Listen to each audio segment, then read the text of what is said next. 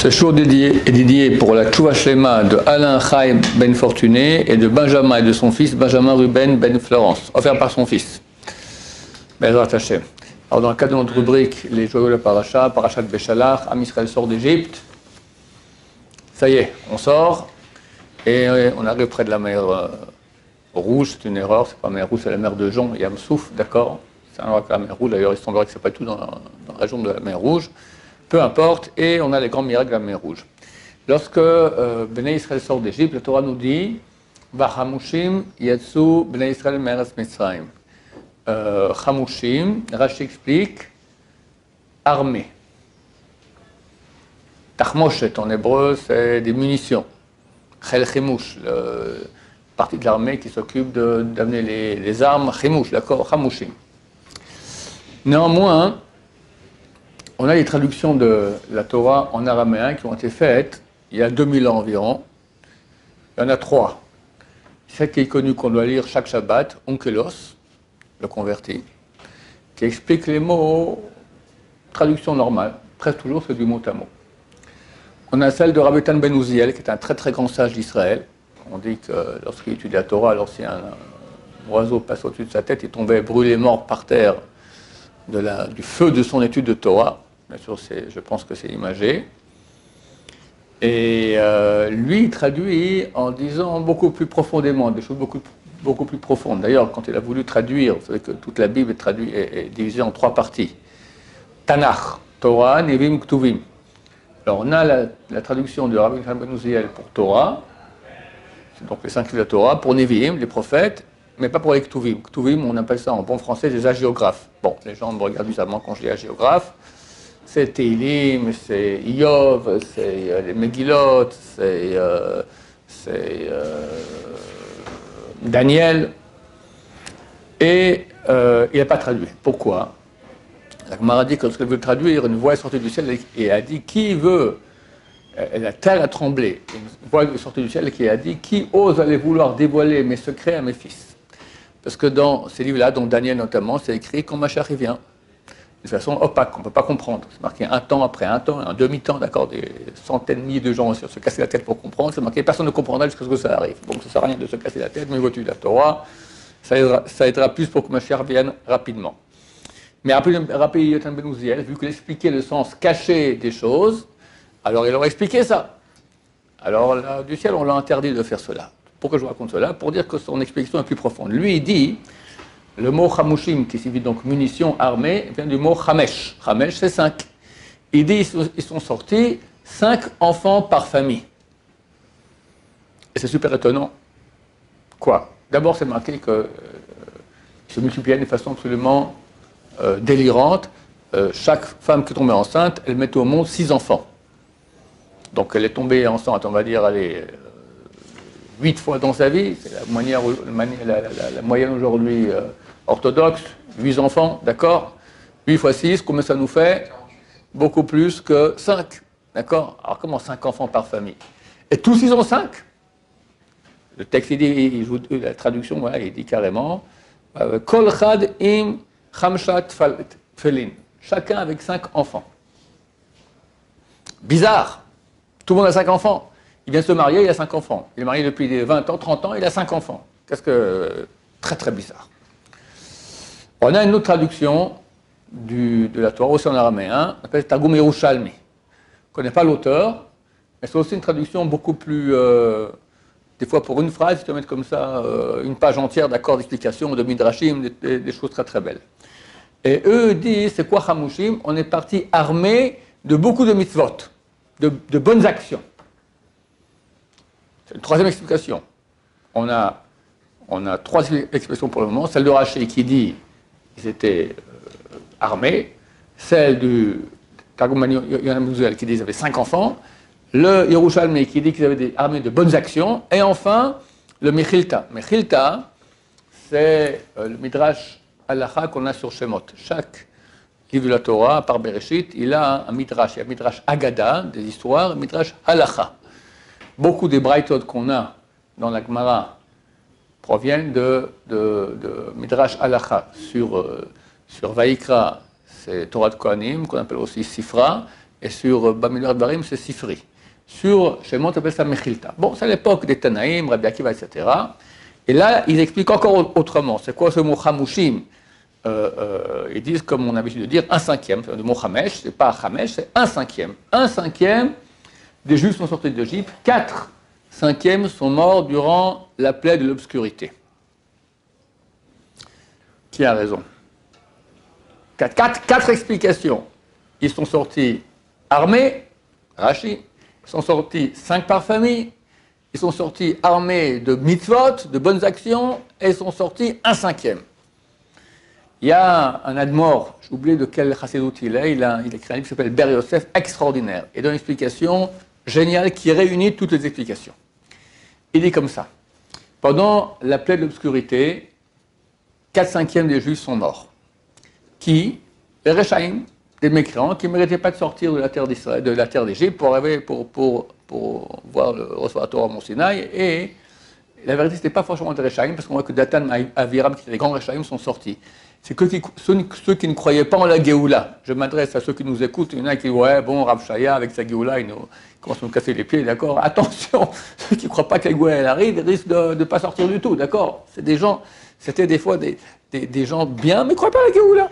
Et des Rechaïm qui sont sortis parce qu'eux croyaient à la Géoula, d'accord? Donc il dit comme ça: les 4 cinquièmes sont décédés. Qui? Des gens qui ne méritaient pas. Mais c'est qui? Uniquement des adultes. Ils avaient des enfants. Les enfants, ils n'ont rien fait. Si mon papa et ma maman ne croient pas à la Géoula, ou ce sont des mecs qui ne méritent pas de sortir, mais le petit gosse, qu'est-ce qu'il a fait? Il n'a rien fait. Donc eux, ils sont restés.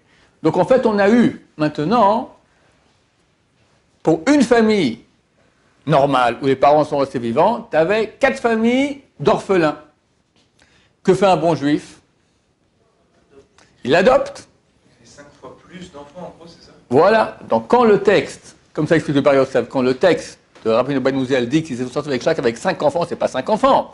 C'est avec 5 séries d'enfants. Ma série à moi de ma femme, la série de un tel, la série de un tel, la série de un tel, comme ça, 5 fois plus, tous ceux dont les parents sont morts. Pauvres enfants, papa, maman, on sort d'Égypte, qu'est-ce qu'on fait? On va pas les laisser là et on les prend. Maintenant, c'est quoi? On a vu l'explication du Yerushalmi, ils avec des grandes mitzvot. Quelles grandes mitzvot? Bien sûr, tu adoptes des enfants, mais comment tu vas les nourrir? Et on part maintenant dans le désert. On n'a pas de travail, on n'a pas d'agriculture, on n'a rien. Il fallait une émouna extraordinaire, une foi en Dieu extraordinaire, sortir comme ça. C'est marqué, Chesed Neorai, je me souviens du chesed, de la bonté de ta jeunesse, que tu allais après moi dans le désert. C'est à propos du peuple d'Israël. Dieu dit au peuple d'Israël, je me souviens maintenant de ton amour, ta jeunesse, comme tu m'as suivi dans le désert. Il n'y avait rien, tu ne sais pas de quoi on vivrait. Non seulement tu t'es pas inquiété, enfin tu t'es inquiété pour toi-même, ta famille, mais malgré ton inquiétude, tu as quand même pris encore 4 familles que tu as adoptées. C'est ça les bonnes actions qu'ils ont faites. Donc d'après ces explications extraordinaires du Ber Yosef, on a les 4 explications qui correspondent. Rashi qui dit qu'on est sorti armé, ça c'est une explication qui n'a rien à voir, mais les 3 dernières, elles sont liées. Il y a un cinquième qui est mort, pardon, qu'un cinquième qui est sorti, donc 4 cinquièmes qui sont morts, donc des orphelins, donc on les adopte, donc ce sont les bonnes actions, c'est ça, ils sont sortis armés de bonnes actions, et enfin, que chacun avait 5 enfants, 5 séries d'enfants. Vous savez que ce Vachamushim, Alou Bnei Salmes Misraim, qu'on est sorti un cinquième, c'est pas un seul avis. Il y en a qui dit qu'on est sorti un cinquantième. 49 cinquantièmes des Juifs sont morts en Égypte. Un avis qui dit un 500e, 499 500e du peuple juif sont morts en Égypte. Ça fait beaucoup, hein, parce que si tu dis qu'ils sont sortis 600 000 hommes de 20-60 ans, plus les femmes, on dit 3 millions avec les enfants, puisqu'on vient de dire en plus maintenant qu'il y avait beaucoup d'orphelins, 5 fois plus, ça fait que si c'est un 500e, mais ils étaient combien? Ils étaient un 500e. S'ils sont sortis, non, plus que 3 millions. On dit maintenant c'est de 20-60 ans. Avec les enfants, tout ça, ils étaient peut-être 10 millions. Un 500e, 10 millions, ça nous fait combien? 10 millions. 10 millions fois 500. Ça fait 100 millions. 1 milliard. Ça fait 10 milliards, 5 milliards. C'est phénoménal. Il y a un truc qui cloche là. C'est sympa. Quand tu dis impossible. Je rejoins ce que tu dis, mais c'est écrit. Alors, comment on ne sait pas? On ne sait pas s'il y a un 500e. Il y a un avis qui dit un 500e. Il se trompe. Il se trompe. Ah, chassé shalom. Mon cher ami, quand il y a une marloquette, quand il y a une discussion entre les sages d'Israël, on donne l'avis, tous ils ont raison. Ah, comment tu peux dire c'est... Alors dis-moi, il y a un cinquième, un cinquantième ou un 500e? La réponse à laquelle je crois est qu'il y a une incidence sur notre actualité à nous aujourd'hui. Mois de janvier 2022, mois de Shvat, 5182 Bezrat Hashem. Il y a sorti d'Égypte, il y a sorti d'Égypte. L'Égypte, c'est l'esclavage, c'est l'asservissement à la matière, mais c'est aussi Arbat Haaretz, l'endroit le plus impur qu'il y a sur terre. L'asservissement aux forces du mal. Être collé à la Touma. Pourquoi est-ce qu'on a dû sortir? Pessah, on mange les galettes non fermentées. On n'a pas eu le temps de laisser fermenter. Pourquoi est-on pressé? Dieu, il a un problème. Ok, fais fermenter lentement, on sort, pépère. Pourquoi sortir si vite? Si on s'est resté encore une seconde, on s'est rentré dans le 50e portail d'impureté et là, on n'en ressort plus. C'est trop impur. Il y avait aussi ici un esclavage à l'impureté, au mal. Aujourd'hui, en parenthèse, on est dans le 50e. Ça peut vraiment de la Torah. Et la Torah nous permet de résister aussi au 50e ceux qui s'accrochent à la Torah. 50e portail de l'impureté. Ça s'appelle Internet. Entre autres, d'accord? Hachem Ishmor. Hein? C'était que ça. Hachem Ishmor. Avec... Ouais, bien sûr, un 50. Ouais, j'ai entendu très très souvent de beaucoup de rabbinés. D'accord? C'est clair qu'on est le 50e. Le monde n'a jamais été aussi débauché que ce qu'il est aujourd'hui. Drogué, schlombait, tromperie, débauché, Internet, les yeux, tout, bark, d'accord? GBL, DB, GB, d'accord? Tout. Il n'y a jamais eu un truc pareil. Regarde l'histoire, ça va. Mais il y a la Torah. Et grâce à la Torah, le peuple d'Israël peut ne pas être trop influencé par les goïms, ceux qui s'accrochent à la Torah. Et donc, il y a quand même une puissance de sainteté dans le monde qui contrebalance le mal. Et grâce à cela, on sera sauvé, B'ezrat Hashem, ceux qui seront sauvés. En tout cas, mon explication pour les 1 500e et 1 50e et 1 5e, elle est très simple. Il y a un juif lambda qui sort d'Égypte. Il était esclave du capot égyptien. Il sort, fini, terminé. Ah, Baruch Hashem, c'est bien, plus l'esclavage. Ça, c'est 4/5e qui sont sortis. Mais t'en as qui ont profité de cela pour s'accrocher à Hachem beaucoup plus que les autres. Tout le monde se sont accrochés à Hachem. Il y en a qui ont fait maintenant une montée beaucoup plus grande. Ils sont sortis d'Égypte beaucoup plus. Ça, c'est 1 50e.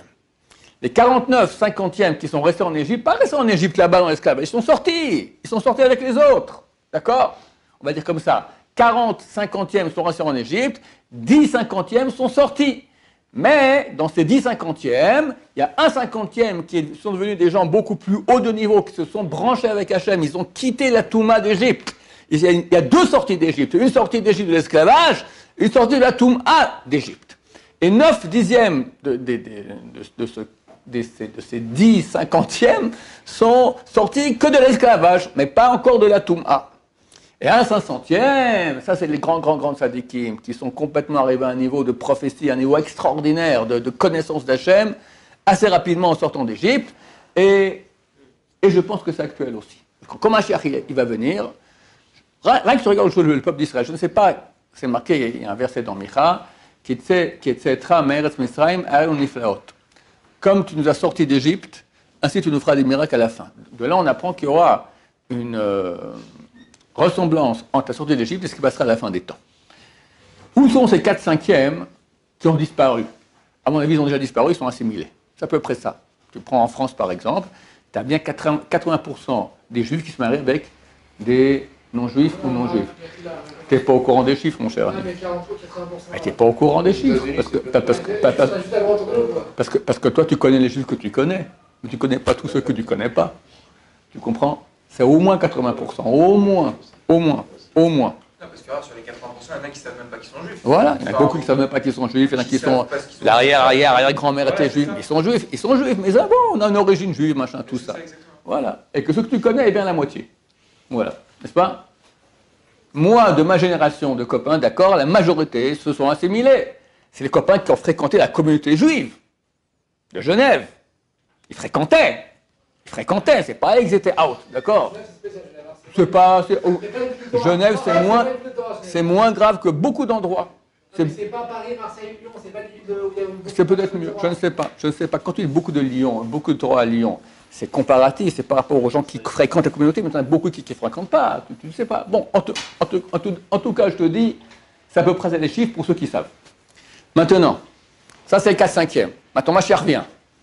Bah, ceux-là, je ne sais pas ce qu'il y aura avec eux, que j'ai pitié d'eux. Maintenant, tu as un 49/50e. D'accord? Alors, de ces 49/50e, tu as les 4/5e. Donc, 40/50e, ce sont les gens assimilés. Maintenant, ceux qui restent, les 10/50e, bah, tu as 10% d'eux, on va dire, qui sont des bons juifs pratiquants. On est d'accord? Qui pratiquent comme il faut. Ils font un Shabbat comme il se doit, pas traditionnalistes avec la télévision et les machins, d'accord? Un Shabbat comme il faut. Et 10% de ceux qui sont juifs, je suis gentil quand je dis ça. Allez, ça fait 1/50e de la totale. Et parmi ceux-là, tu as 10% d'eux qui sont des vrais tzadikim, 1/60e du tout. Et quand Mashiach il arrive, il y a une Géoula, il y a une rédemption. Mais pour un, c'est une rédemption de la vie lambda. Quand on souffrait, il y avait des maladies, il y avait le overdraft en banque, tu étais en rouge, tu as le Schlombait, ok, tout ça est réglé, Mashiach vient, pépère, tout va très bien, on est content. Il y en a qui vont se rapprocher d'Hachem énormément. Mashiach, c'est surtout ça. Et il y en a qui directement vont devenir déjà des prophètes. C'est marqué que quand Mashiach vient, beaucoup reçoivent la prophétie. Ils parlent avec Dieu, Dieu parle avec eux. Mashiach, quand il vient, c'est pas simplement la Géoula et tout le monde, hop, terminé. Il y a des niveaux de Géoula. Comme en sortant d'Égypte, tu peux faire partie des 1/5e qui sont sortis, des 1/50e qui sont sortis. Et nous, on te souhaite des 1/500e, des 1/5000e qui sont sortis. Soit un top. Et tous vont être sortis. Mais à quel niveau? Niveau lambda? Niveau un peu plus, au niveau grand tzaddik qui a droit maintenant à tout l'amour et le dévoilement d'Hachem. Voilà, on espère de Hachem que très bientôt on aura cette Géoula et qu'on fera partie des 1/50 000e. Baruch Adonai l'olam, amen va amen.